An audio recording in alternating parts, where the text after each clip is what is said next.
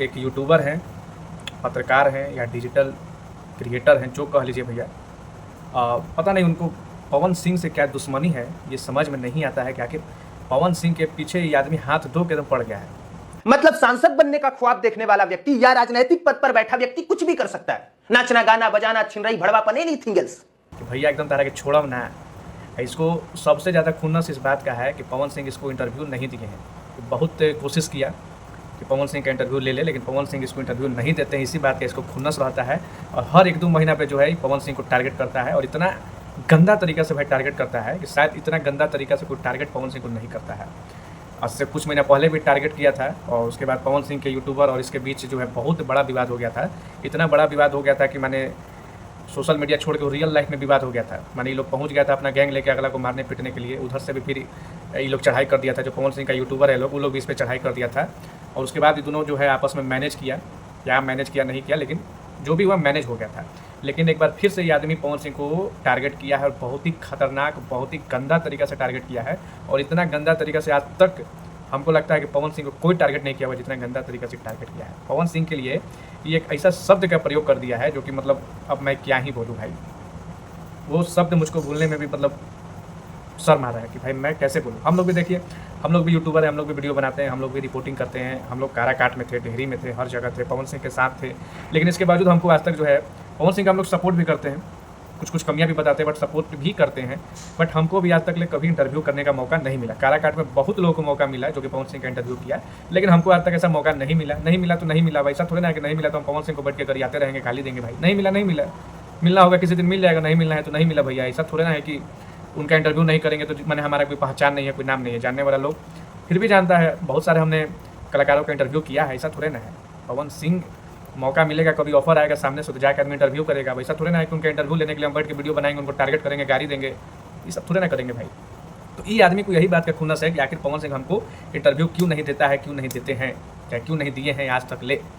इसलिए हमेशा जो है हर 2-4 महीने में पवन सिंह को भाई टारगेट करते रहता है। लेकिन इस बार इसने जो है सारा हद पार कर दिया है, सारा सीमा पार कर दिया है। पवन सिंह को इसने यहाँ तक बोल दिया है कि पवन सिंह जो है भड़वागिरी करते हैं। भोजपुरी इंडस्ट्री में पवन सिंह जो है भड़वागिरी करते हैं भाई। एक तरह से पवन सिंह को भड़वा बोल दिया है। सोचिए कि भोजपुरी के पावर स्टार, सुरों के सम्राट, सरस्वती पुत्र, जिनका डंका जो है आज के समय में न सिर्फ यूपी बिहार झारखंड में, न सिर्फ देश में, बल्कि पूरे ऑल ओवर वर्ल्ड में, पूरे दुनिया में जिनका गाना सुना जाता है, जिनके चाहने वाले पूरे दुनिया में फैले हुए हैं, उस व्यक्ति को ये आदमी इतना गंदा तरीके से टारगेट किया है कि ये मतलब बहुत बड़ी बात है भाई। ठीक है, आप किसी को रोस्ट कर रहे हैं, किसी को कमी को आप बता रहे हैं, टारगेट कर रहे हैं, हो सकता है पवन सिंह में बहुत सारा कमियाँ होगा, बहुत सारा कमियाँ है, आई नो, हम लोग भी जानते हैं कि बहुत सारा कमी है। बट इसका मतलब ये नहीं है कि हम उनको जो है पर्सनली जाकर उनके लिए ऐसे शब्द का प्रयोग करेंगे, ऐसा गाली देंगे या ऐसे शब्दों का प्रयोग करेंगे जो कि पर्सनली हमें भी बुरा लगेगा। टारगेट कीजिए ना भाई, तो बंदा खुद कहता है कि आप विरोध कीजिए, आप टारगेट कीजिए, आप कमी बताइए, लेकिन कम से कम शब्दों के मर्यादा का ख्याल रखिए कि आपको क्या बोलना है, कैसे बोलना है। कम से कम इतना तो होना चाहिए। तो ये जो रिपोर्टर है भाई बोलता है सही, और इतना बड़ा रिपोर्टर है यार, इसका मिलियंस में फॉलोअर है, और ये व्यक्ति जब टारगेट करता है पवन सिंह को तो पता नहीं किस बात का खुन्नस रहता है कि चीज़ें एकदम बुझाता है कि हाथे घुसा देता है।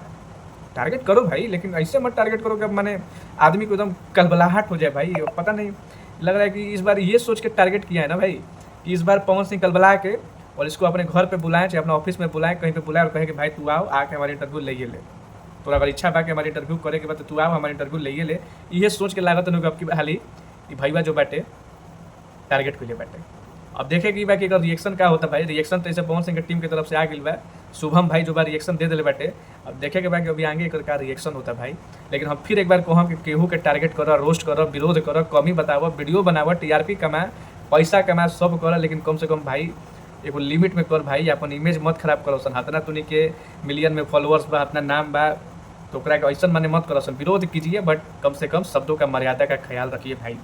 हम लोग भी जो है वीडियो बनाते हैं, हम लोग भी क्रिएटर हैं, बट ऐसा नहीं है कि हम लोग आते हैं तो सीधे आते ही एकदम शुरू हो जाते हैं। बहुत सोच समझ के बोलते हैं, शब्द का ख्याल रखते हैं, मर्यादा को। किसी को ऐसा मत बोल दो कि उसके दिल पे लग जाए भाई। वीडियो बनाने का मतलब ये थोड़ा है कि किसी को आप सीधे दिल पे अटैक कर दीजिए। ऐसा भैया पैसा नहीं कमाना और ऐसा नाम नहीं कमाना है। मर्यादा में रहिए। हर कोई, बहुत सारा क्रिएटर है लोग, बहुत सारा यूट्यूबर है लोग, बहुत सारा रिपोर्टर है लोग, लेकिन ऐसे रिपोर्टिंग कौन करता है कि सीधे एकदम कचड़ा कर दे, कचाइन कर दे। तो ये चीज़ नहीं होना चाहिए। विरोध कीजिए, बट एक दायरे में, एक लिमिट में होना चाहिए। बाकी मैं इतना ही कहूँगा कि जितने भी पवन सिंह के फैंस हैं, आप लोग इस पर क्या सोचते हैं अपना राय कमेंट बॉक्स में दीजिए। और मैं मानता हूँ कि पवन सिंह में बहुत सारी कमियाँ होगी, लेकिन कमियाँ बताने का भी एक तरीका होता है, ठीक है। तो उस तरीके से अगर हम लोग बताएंगे तो आई थिंक वहाँ तक बात पहुँचेगा, लेकिन तरीका उल्टा कर दीजिएगा तो फिर पता चलेगा कि उसका साइड इफेक्ट हो जाएगा, तो वो चीज़ नहीं होना चाहिए। खैर, जितने भी लोग हमारे वीडियो को देख रहे हैं दोस्तों, इस वीडियो को अधिक से अधिक शेयर कीजिए और अपना राय जो है आप लोग कमेंट करके बताइए कि आप लोग इस पर क्या सोचते हैं। और जो अगले ने किया, जो शब्द का प्रयोग पवन सिंह के लिए किया, क्या वो सही है या नहीं है, ये सब चीज़ें आप लोग बताइए। मैं आप पे छोड़ता हूँ, क्योंकि वो उसका पॉइंट ऑफ व्यू था और ये मेरा पॉइंट ऑफ व्यू था। बट आप लोग क्या सोचते हैं ये आप लोग कमेंट करो और आप लोग कमेंट करके बताओ दोस्तों। फिलहाल इतना ही, मिलते हैं नेक्स्ट वीडियो में, तब तक के लिए लव यू ऑल। वीडियो को खूब सारा शेयर कर देना और चैनल को दोस्तों जो है सब्सक्राइब करके जाना है।